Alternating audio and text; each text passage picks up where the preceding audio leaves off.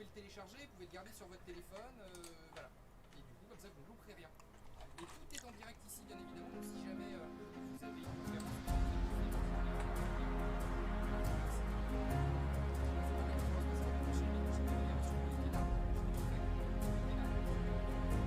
Yo les boys. Allez, on passe directement sur ce là. Dans un minute, il y a la conférence ouais, Prime. On va suivre ça ensemble. Et après, à 22h, il y a une expo. Après, je sais pas si on ira là, mais yo les boys. Yo les boys, oui, exactement. Les 20h59, on est tout juste à l'heure. Juste avant la conférence. Une minute avant la conférence. La conférence. Free Game à 21h. Je fais ça ensemble avec vous, les abonnés. Bon, on va lancer de live parce que. Voilà. Vous avez ça ensemble, les gars.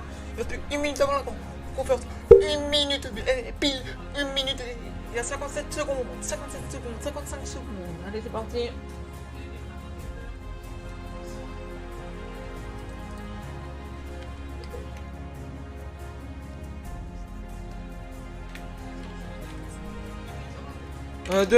Et puis après, c'est une petite pause entre 21h et 22h dans une autre conférence. Ouais, une autre conférence à 20h, je sais, les gars. Mais moi, les gars, je suis pas très disponible donc.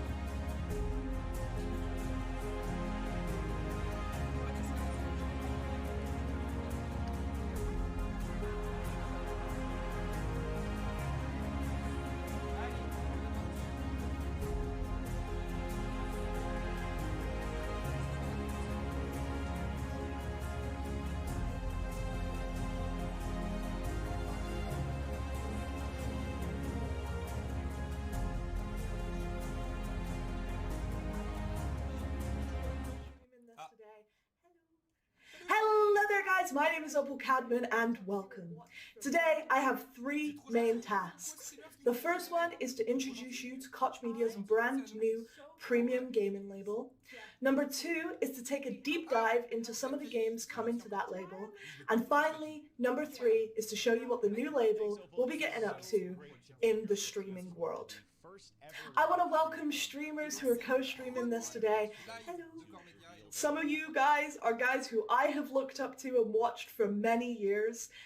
And speaking of people who I've looked up to for many years, I am so proud to introduce Jeff Keeley, who will be helping me co-host us through this entire list of games. Jeff, how's it going? Thanks, Opal. It is so great to be here with you for the first ever live stream from Prime Matter. I was honored yesterday to reveal the label to the world at the Summer Game Fest kickoff event. And wow, you've got a lot of games there in that sizzle, over a dozen games. So I know today you're going to go a little bit more in depth to talk about all these games, talk to a lot of the developers. But for those of you that might have missed it yesterday or just want to see it again, let's kick things off with a look at that announcement sizzle reel for Prime Matter.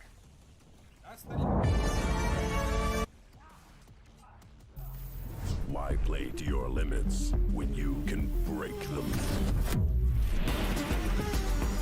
Unleash what's next.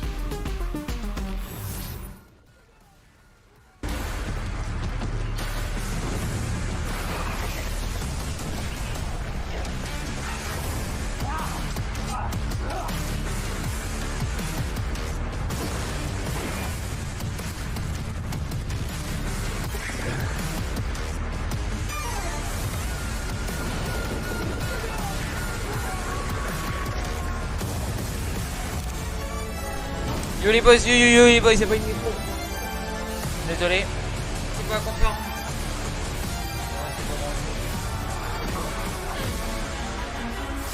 Is that who you are? My purpose makes me who I am.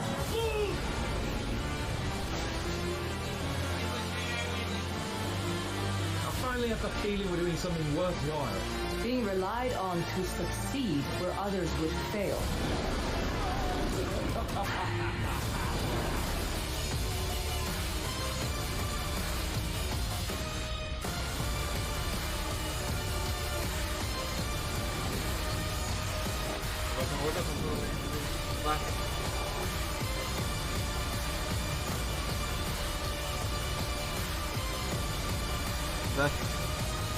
Prime Matter. Yes, guys, you just saw 12 games and counting. And that's just the start for Prime Matter. But before we get into these incredible games, what I like to call the juicy bits, Ok. I want to talk to Ah you bah guys, il est about 22h, on va what passer à la Prime Matter conférence is. Hygiene Expo, il y a 22h. Prime Matter is the new premium Il y aura un gaming autre là, les gars, label d'ailleurs je of peux Koch pas Media. l'autre stream les gars, désolé. It dedicates itself to delivering a range of immersive and diverse games from amazing development talent all around the globe. It highlights the varied influences of global studios and their different approaches to game making. The new label will lead through creativity and expression with games that enthrall players with larger-than-life storytelling, create incredible moments, and above all, that are fun. The team behind Prime Matter is a melting pot of incredible talent, led by seasoned industry veterans and complemented by a young, fresh, dynamic team of multicultural gaming experts. The team behind are gamers at heart, working with such a wide range of passionate developers producing games together by gamers for gamers. And that being said, for all you keen-eyed individuals out there, you would have seen that one game was actually missing in our 12-game lineup for Prime Matter during the video. That is a game that comes from the Embracer family itself. Jeff got to sit down with Todd Hollinshead and talk all about Painkiller. All right, you saw the news yesterday. Yes, there's a new Painkiller coming, and Todd is joining me now to maybe give us a few more details. I know this is kind of a fresh project for the team at Saber, and you guys, first of all, I love that you and Tim Willits are there, continuing to build out Saber. And Painkiller, the franchise, you and I are both OG. We remember, it was probably 15 years ago at this point? Yeah, it's been a while, closer to two decades than one. My God. All right. Well, but it's one of those classic games. Let me ask you, from a Prime Matter perspective, you've been in the industry like me all those years, and we remember that game. Why was this a franchise that you guys wanted to sort of bring back? Well, Painkiller, when I played it back in the early 2000s, this is a game that had, it was dark, a little twisted, intense, cool guns.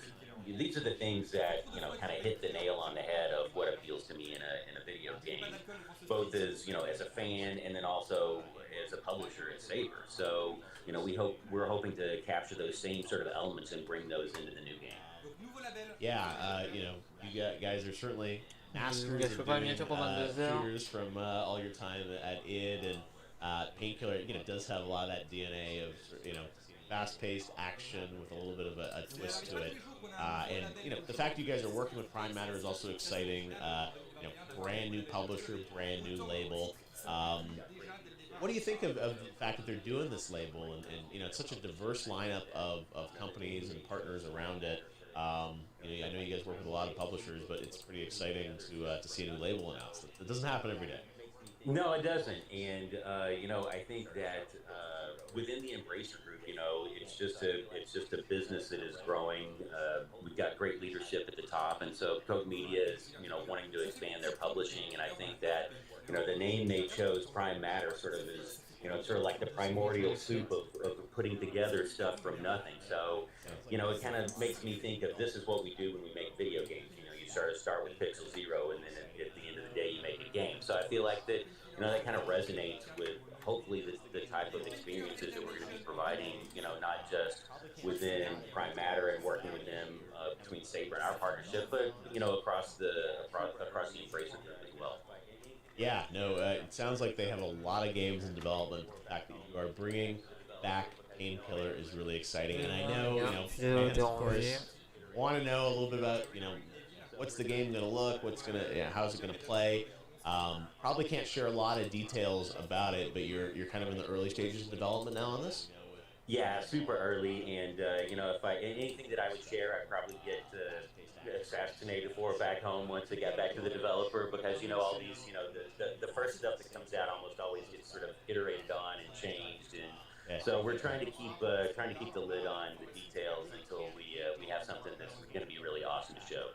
All right, well, we'll be waiting for it, and we know with you involved, it's going to be something very special, fast-paced action, I have no doubt. So, new Painkiller coming soon from the team at Saber, published by Prime Matter. Thanks, Todd. Thanks, Jeff. I really can't wait to hear more about Painkiller and the fact that Todd and Tim and the team at Saber are working on it. I think we're going to get something pretty special when they are ready to share more. So, exciting stuff in that sizzle reel, Painkiller, Payday, but I know there's a lot more we're here to talk about today as well, right, Opal? Actually, Prime Matter has 12 games under development right at this minute. We're so excited to show you guys what us and the developers have been up to. However, before you see some of the content that we show you today, I do have to make it clear that some of this is pre-alpha, alpha, high-level concept, and some of it is about to release right around the corner. So please keep that in mind when you're viewing today's show. That being said, how do you guys feel about a psychedelic third-person survival horror game set on what it means to go on a journey about self-enlightenment and what happens when it all goes wrong? I got to speak with the developers of the Chant work-in-progress title about their game and who they are. Our game is about a group of people who go to a spiritual retreat to seek enlightenment, and they basically get a little more than they bargained for. And your character has to deal with her own personal issues as well as the cosmic terrors that become awakened. Cool. So, what type of genre is this game? It's a bit hard to pin down with the with all the different influences and styles of gameplay, but I'd say we're probably a survival action horror game. Okay. Cool. And what was the thinking behind that genre? Is it something that you guys like, or is it just it came left field? What's your decision behind that? Personally, we always wanted to make a horror game. A big part of our core team have a background in third-person sandbox games, and we really wanted to combine, action mechanics, deep storytelling, and we felt that the horror genre was a really exciting space to take that background and play around with it. So, kind of sticking with the horror genre, why did you decide to go with that theme? It's not really like normally what you would see, this whole spiritual awakening thing. So what was the idea behind that? We thought it was just kind of an interesting territory to explore. There is, there's a lot of influence from that with like folk horror of the 70s and giallo horror and so forth that really inspired us more from a film standpoint, and taking that kind of aesthetic, something that was very sensational, very colorful, and mixing it in with more action-oriented and exploratory game mechanics, we felt was a fresh take on the horror space. So, kind of speaking about your inspirations and stuff, what video games, real-life media has inspired you to create this title? Well, going way back when Resident Evil 2 is one of my favorite games of all time. Alone in the Dark, Eternal Darkness.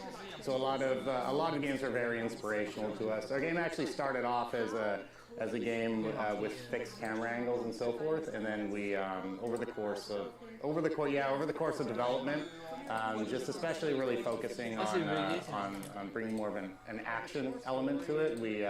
We've since switched to an over-the-shoulder camera and haven't looked back.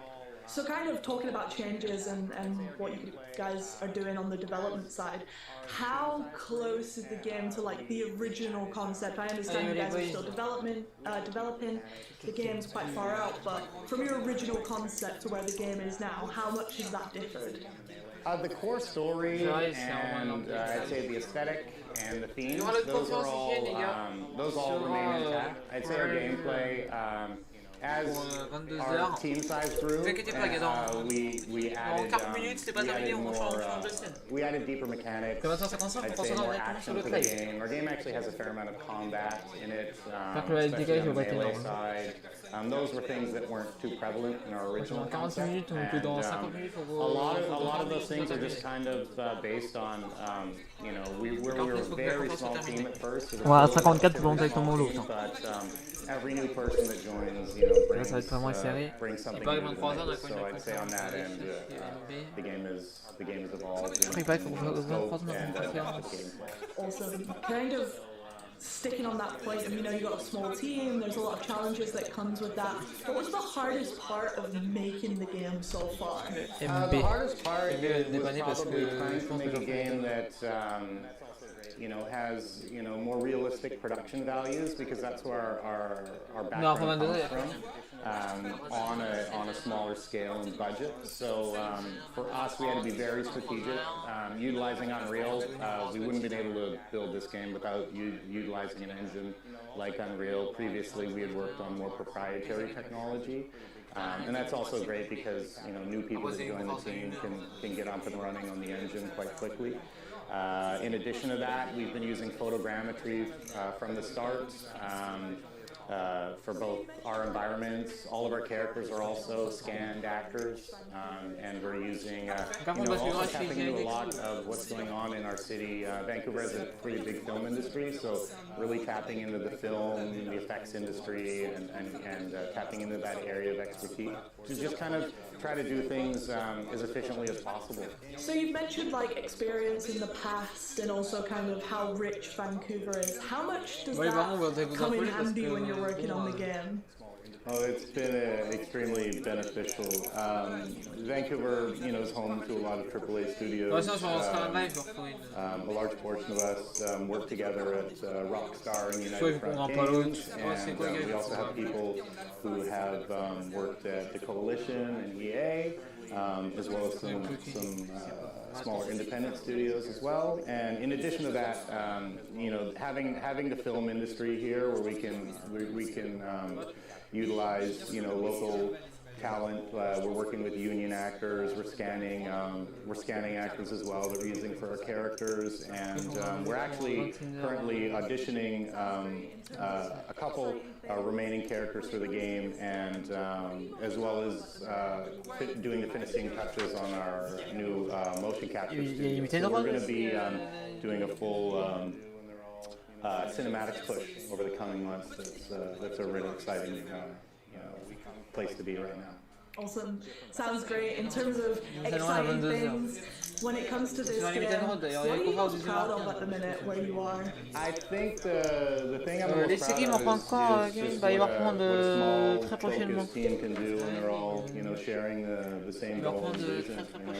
As I said earlier, we come from different backgrounds, but everyone's managed to come together and really deliver an amazing amount of Allez, les work boys, c'est quand for on fait la for conférence. the Par team contre, là, c'est un peu chiant, il faut pas nous présenter quelques Yeah, trucs. Parce it's que nous, à really 22h, on va exciting to basculer. be working on a Ça n'a rien smaller à team foutre. again, Moi, je sais pas trop là, c'est la and conférence. just having that kind of energy where you're working with everyone on Là, the c'est team trop day to day. intéressant.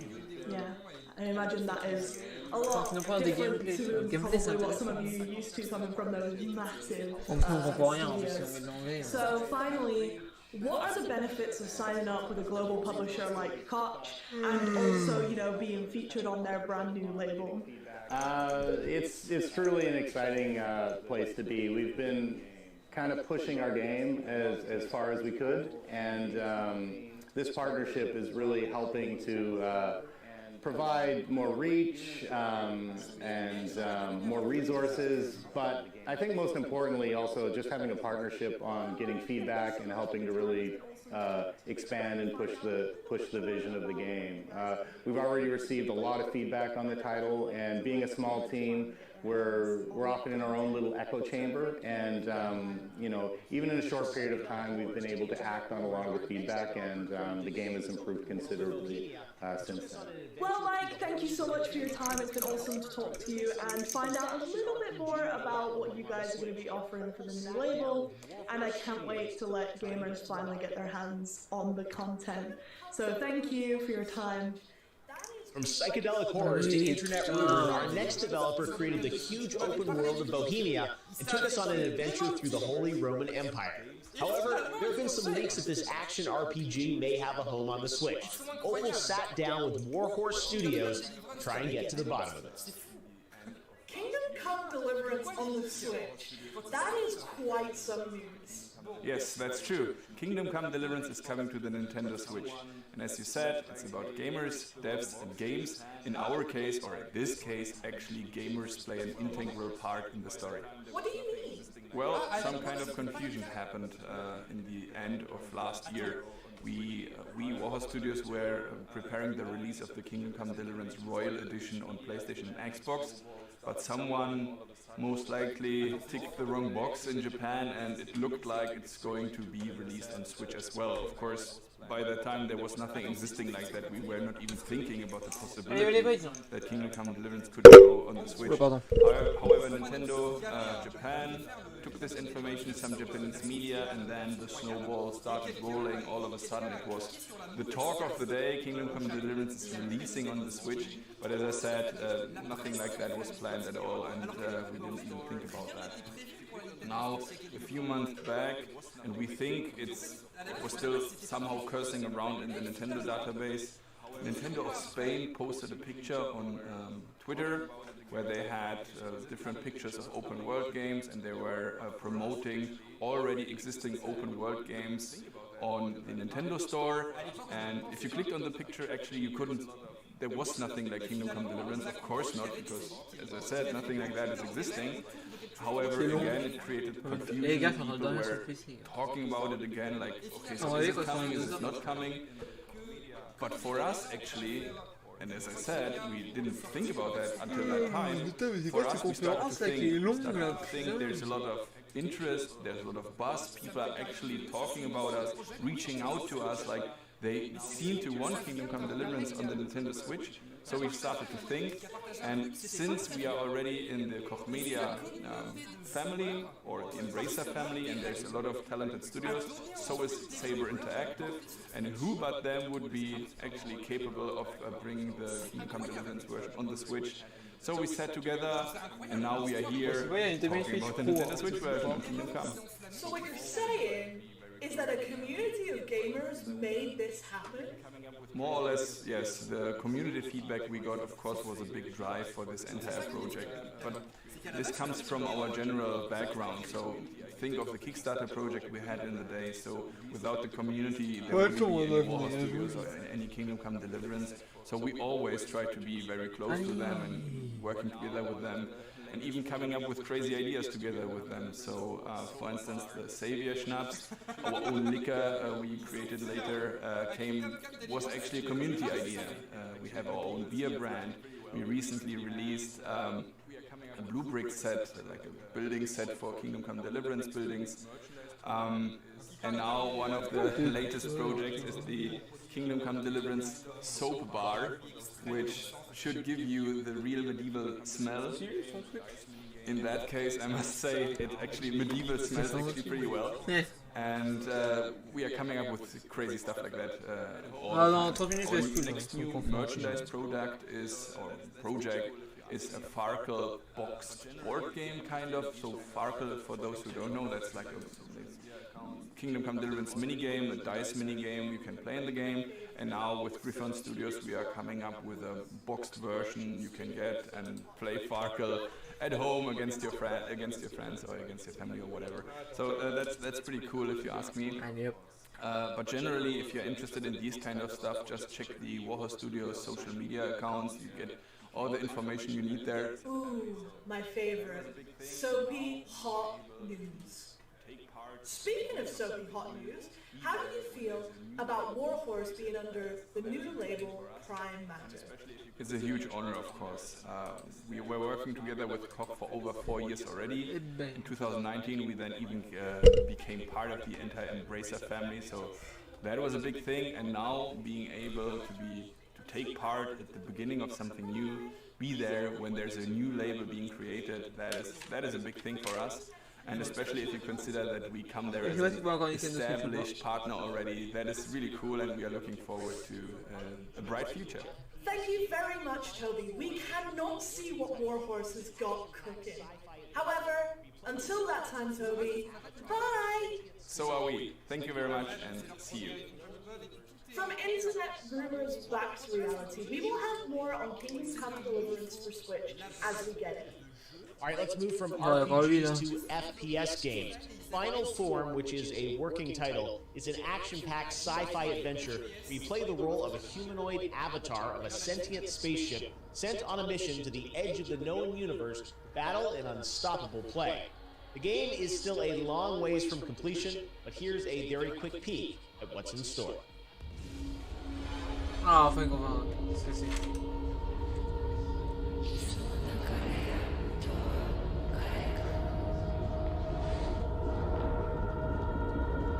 Vou connect.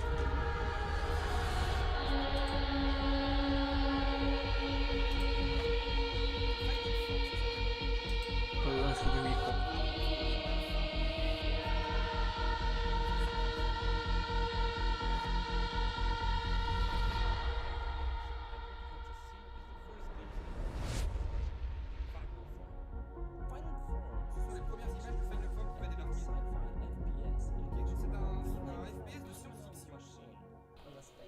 C'est vraiment incroyable, hein.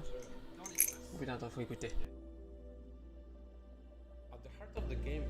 Hi, we are Raycon Games, and what you have just seen is the first glimpse of our upcoming game codenamed Final Form. Final Form is an action-packed, epic sci-fi FPS in which you are a female-formed humanoid machine on a space mission with no return. Oh, faut écouter. At the heart of the game is a mystery and alien worlds to explore, but also an adrenaline-fueled combat. In Final Form, it's all about the freedom and power of movement, being a machine unrestrained by human weaknesses. There are numerous abilities and gadgets that come with your robotic body, so you can give yourself away to the fantasy of becoming an unstoppable cybernetic goddess blazing away in a spectacular ballet of destruction.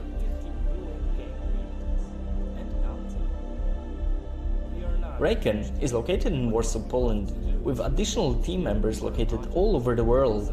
The studio was founded and is managed entirely by game developers. Since the success of Ruiner, we've grown quite substantially. Currently, Raycon is over 50 brilliant game creators, and counting. We are not a huge team, but what we love to do is to evolve together with our projects, constantly finding smarter and better ways to achieve something truly unique. We build our work environment just like we make games, aiming for the best results and personal fulfillment. We strongly believe that the well-being of team members needs to be taken care of first, before we can pour all of that love into a game. The partnership with Koch Media has been very fruitful and inspiring. We're happy to be in the avant-garde of the upcoming new label. We're looking forward to share more on Final Form in the future. And in the meantime, please enjoy the rest of the show and see you around.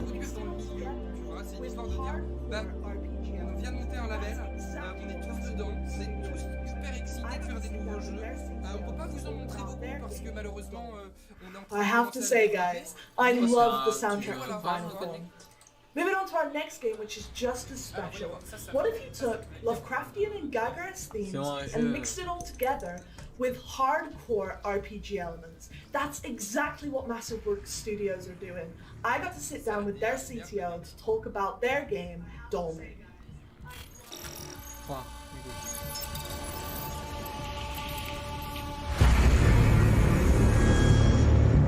What?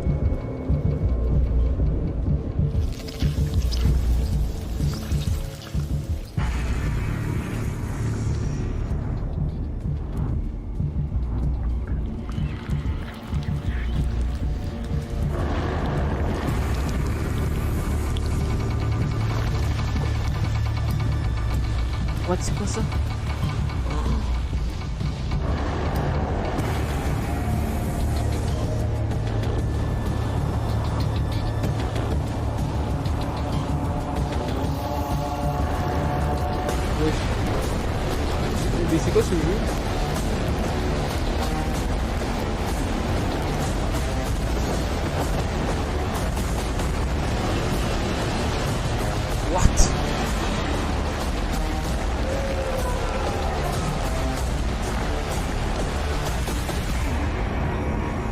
c'est Domen. Let's speak now to Gabriel Ferreira, CTO of Massive Works Studios, who joins us now from Campinas near São Paulo in the southeast of Brazil. Sir, Gabriel, what is Dolmen about? First of all, it's a pleasure to be here and to participate. Well, so let me tell a little bit about what Dolmen is. Dolmen is that kind of a game where the hero needs to save everyone from an alien threat. Fighting with all kinds of monsters and struggling to keep going forward. Yeah, that's the kind of game that Dolmen is not about.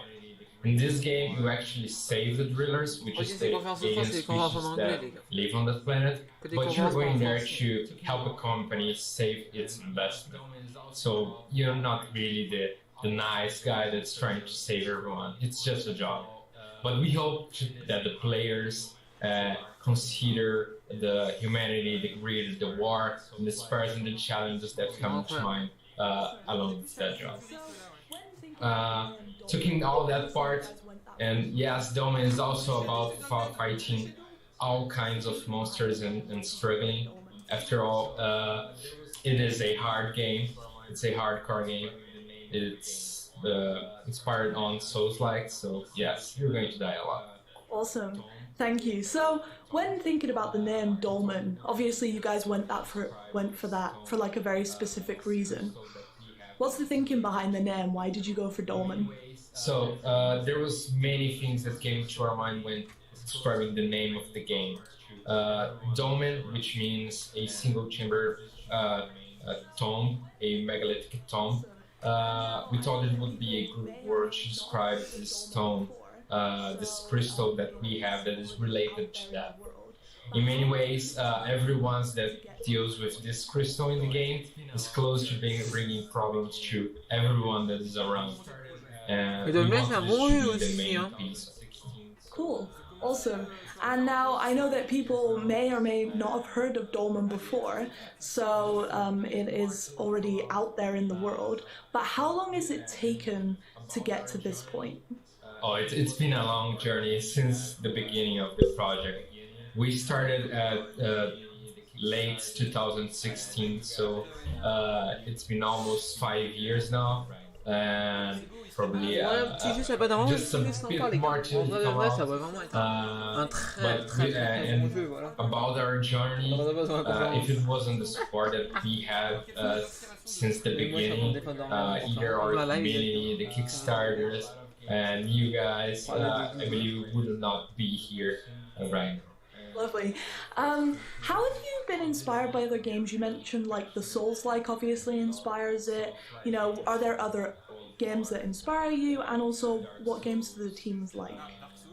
First of all, regarding inspirations, a lot of games came to us when we were producing the game and when we were first thinking of it. Obviously, we are really passionate and really love Souls-like games, so Bloodborne, Dark Souls, those games were our main inspirations. But we drew inspirations from all different kind of sources. So we had inspirations in Dead Space, in Mass Effect, and also not only inspirations in other games, but also inspirations in movies and Lovecraftian stories. For example, Alien and Geiger, and those were our main inspirations.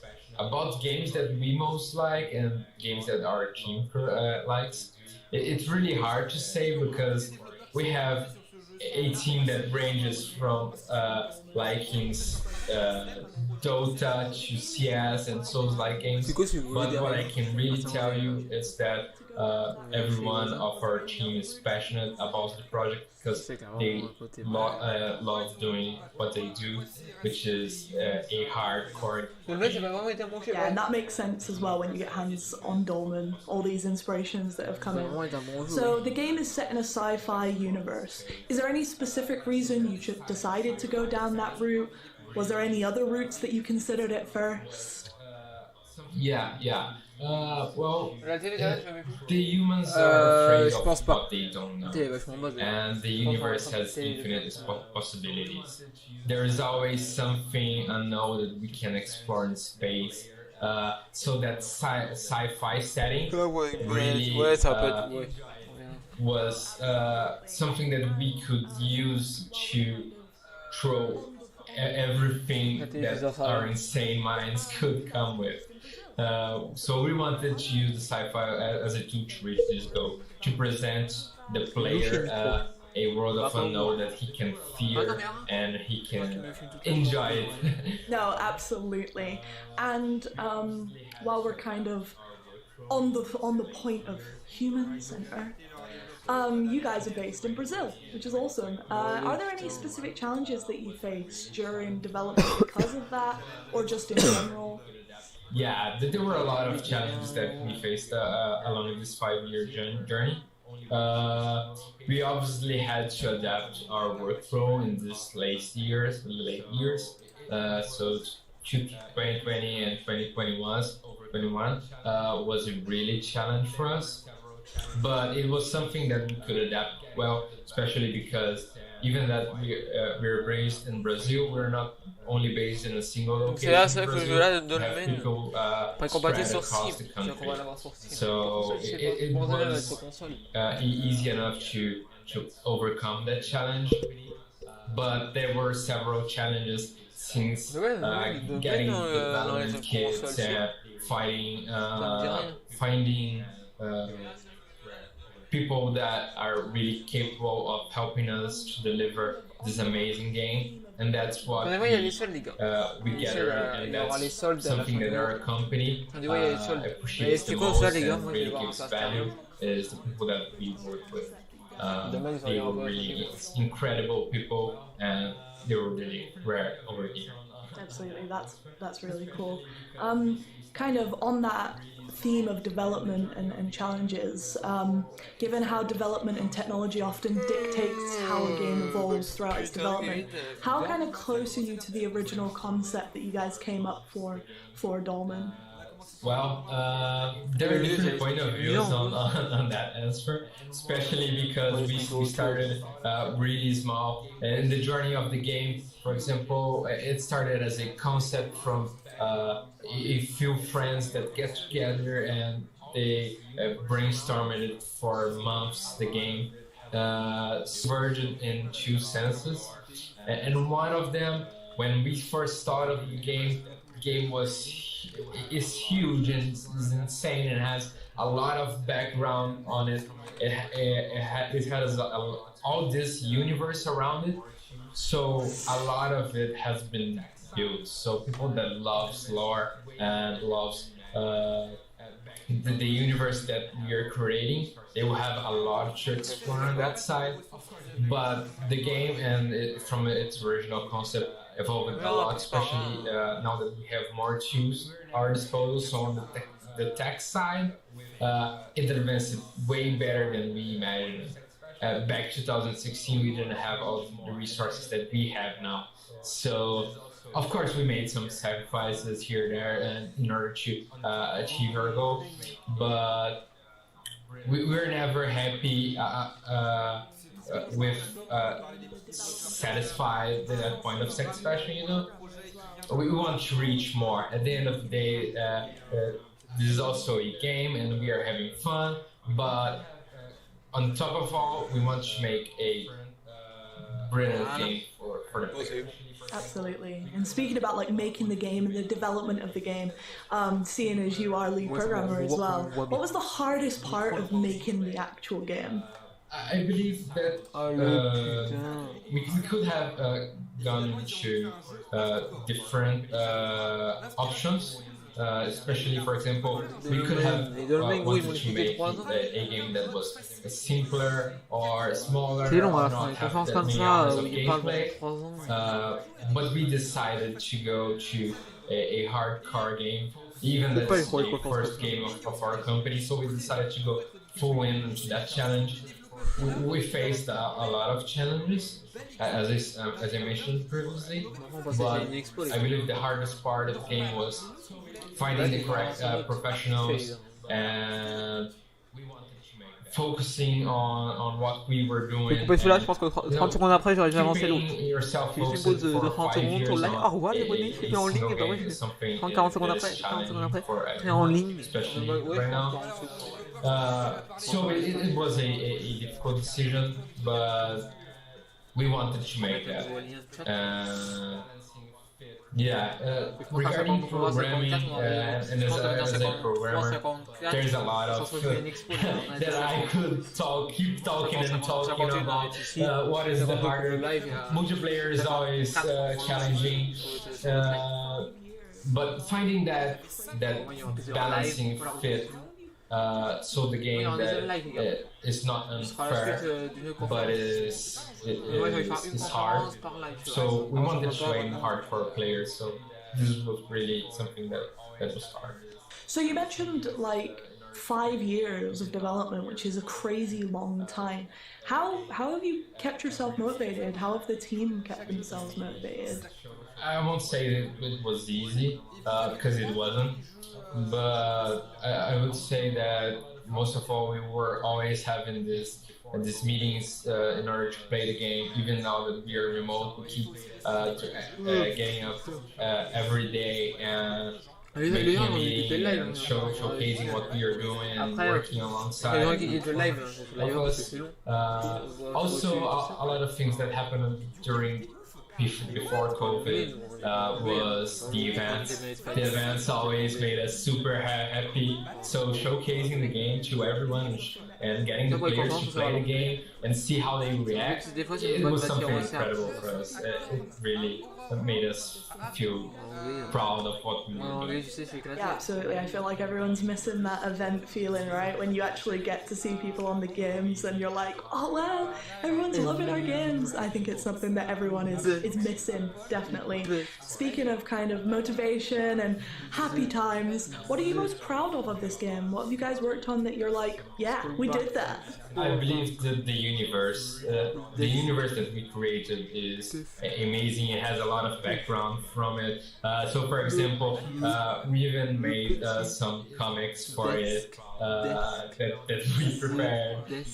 We have a lot of story, some crazy cinematics. So we're really proud of the universe that we created and this game that we made. And achieving what we did is what makes us feel proud. And now that we have partnered with you,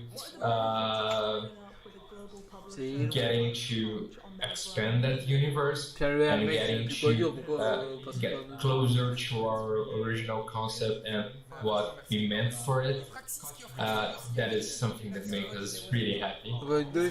Awesome. Speaking of partnership with us, what are the benefits of signing up with a global publisher like Koch on their brand new label? That's really an amazing feeling for us. Koch really helped us and takes care of all the operation that we couldn't make it for ourselves. They have an amazing team of QA localization, so we can reach different countries and players everywhere. We have a great producer that worked with us, helping us reach our goals and really deliver the game that we want. And without Koch opened the doors for us on that sense. And being part of this new label is a great opportunity for us, and also to know other game developers and expand the game community. And and to meet you as well. And we really thank you for this opportunity. Absolutely, we are so happy to have you guys on board, and more importantly, I am so excited to actually let people play this game at some point under this new label. So thank you so much for your time, Gabriel. It's been awesome talking to you, and let's release Dolmen at some point under the new label. Thank you for your time, and see you later. Thank you. See you.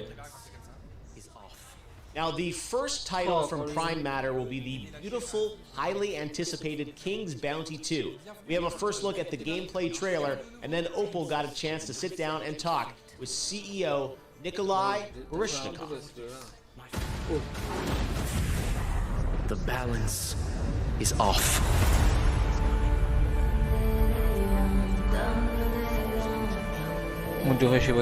Our land, Nostria, dances on the knife's edge of fate.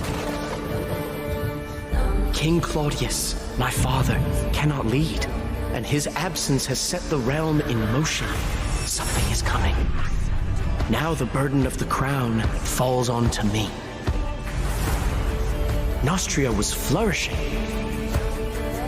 but there is unrest. It used to be beautiful here.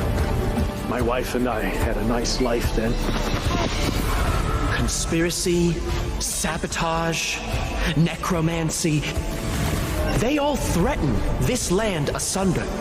But we must unite, for distorted terrors are advancing. Rumors tell of a false prophet, putting our hope in something that does not exist. A seer foretells that our Savior is among us. People of Nostria, you laid faith in my father, do so to me. We must look towards the horizon, fight back the darkness, and preserve the light of our land. For Nostria!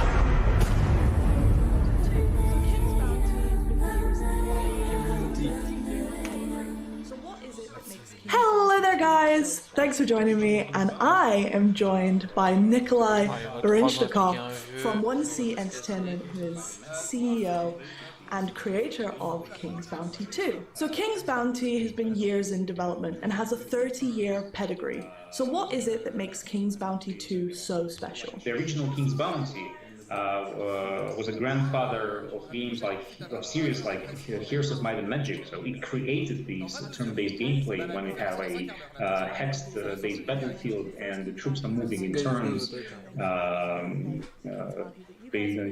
Like chess pieces on the board. So I think that's the key, the cornerstone of King's Bounty. Absolutely, and kind of speaking about that, and I know as you mentioned, the first King's Bounties was 1990, and then you had the King's Bounty that you guys created in the 2000s. What technical improvements now that we're in 2021 are you most excited about implementing into the new King's Bounty 2? Well, I'm a huge fan of the core aspect of the game with tactical battles. And if in the previous games the battlefield was always a flat surface, so now we're bringing the battlefield into 3D. So we will have line of sight, hills. Like simple example, if your archers are located on the hill, they will do like extra damage for the high ground, etc. So moving the battlefield to 3D is a huge step forward. And then the whole role-playing part, the exploration part, we decided to move more towards games like Fable or Mass Effect, kind of epic, big role-playing games, as opposed to have a top-down isometric view with tiny little character on the course just galloping around the map. So we are moving towards this kind of epic fantasy adventure, because this is not like a small indie title anymore. This is one of the biggest production we've done in Moscow so far. So speaking of the other King's Bounty games, will this King's Bounty 2 follow the other stories of the games, or will it be a standalone title? No, the game will not follow on any previous games. But even the previous King's Bounty, they all sort of like connected to like the main protagonist. There are a bunch of evil guys. There's like a small quest, and I would say that previous King's Bounty it was not like an epic RPG adventure. So the game was more about just battling random monsters on the map and solving some little quests. And then King's Bounty 2 is really an epic adventure.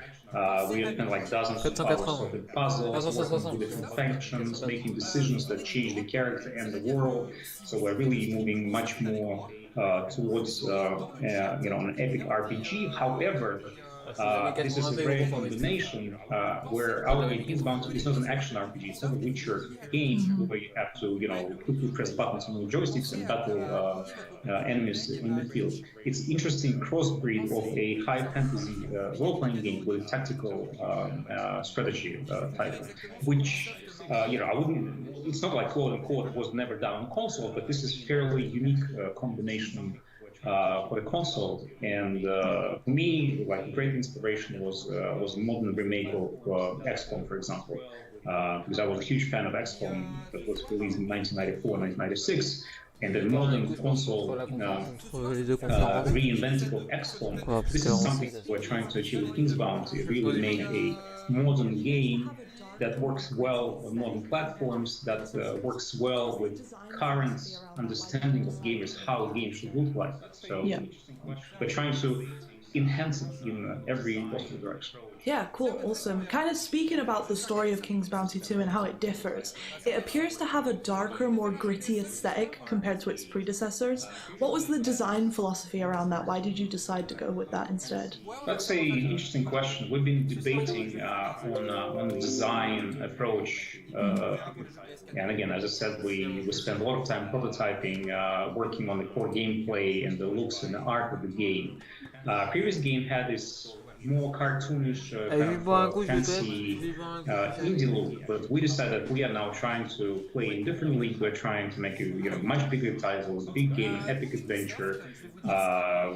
We've been astonished by modern fantasy titles both in Hollywood and in games, and we thought that this is a good idea actually to upgrade King's Bounty to what we call like high fantasy or like realistic fantasy. So it's not a dark fantasy like Kingdom Come when they're like dirty peasants, everything is bad. No, it's more like, as I said, like high fantasy, epic characters. If there's a dragon, it looks like a dragon, not like a toy. If there's a villain, he or she looks like a real bad person.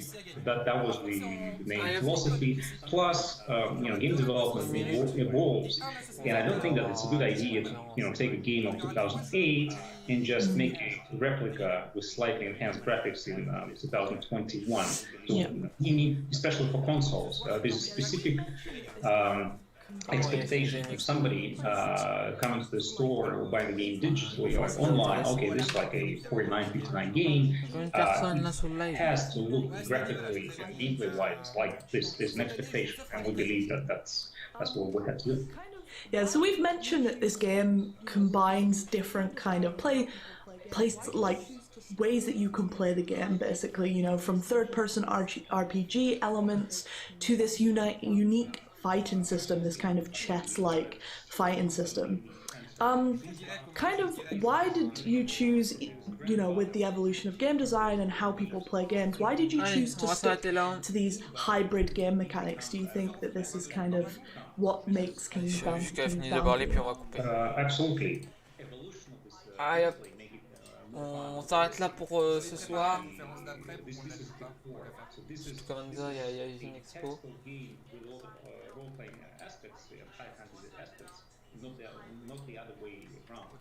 Puis ça sera GN Expo, ça sera ça. Puis on va suivre ça dans quelques instants. And laugh about it when the results roll in. Donc voilà, on suivra ça dans quelques minutes. On suivra ça donc dans quelques minutes. Mais juste avant, je vais dire un petit au revoir. Je vais dire un petit au revoir pour ce petit live. Moi j'aime bien voir ce live de Koch Prime vous aura plu de toute façon. J'espère que ça vous aura plu de la Koch Primetime. Bon, j'espère que ça vous aura plu à 21h. On a eu quelques jeux, mais bon, que 3 jeux, je crois. Sinon, bon, je pense que les 3/4 du temps, ils ont parlé, hein, voilà. Donc, en attendant, n'oubliez pas, dans quelques instants, dans un nouveau stream, dans quelques minutes, c'est dans JN Expo, voilà, qui sera à 22h, on livera entre 21h55. Allez, les amis, passez une bonne soirée pour ceux qui veulent aller dormir maintenant. Bonne nuit, bonne nuit à 22h. Et puis voilà, ne passez à rien, dormez maintenant, un petit peu en avance, évidemment. Et puis pour ceux qui veulent continuer, on se revoit sur JN Expo. Allez.